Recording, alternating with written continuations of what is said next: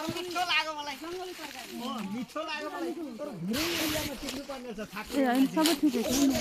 अनि हामी भर्खर गाडीबाट एकछिन भयो म त अनि जिब्री साग यो आफै हो आफै भएको हजुर साह्रै मिठो हुन्छ यो एकदम मिठो हुँदो रहेछ अनि मलाई चाहिँ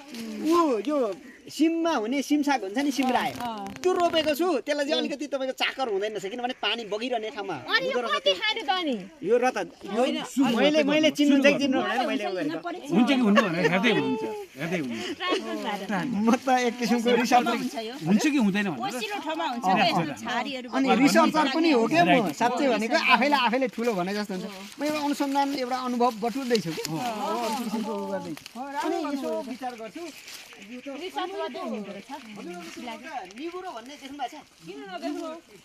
एउटा कालो निगुरो हुन्छ एउटा डौठे निगुरो भन्ने मोटो मोटो हुन्छ त्यो लेकमा यो खोला खोल्सामा हुन्छ त्यो खालको पनि मैले तपाईँको यहाँ ट्रायल गरिदिएको छु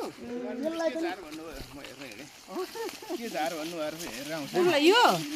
जिब्री साग जानु भने देख्नु न जिब्री साग हो उ त जिब्री साग भुइँको आफ्नो फेदको यतै यतै छ उता भुइँमा जङ्गलमा हुन्छ नि कति बोलाउँछ त्यो आफै उम्रेको छ नि मैले त्यसलाई जगामा गरिरहेको छु त्यहाँ अरू झारहरू आफै हुने त्यो प्राकृतिक अनि त्यो मिठो लागेको त्यसरी म बाँकी छोड्दिनँ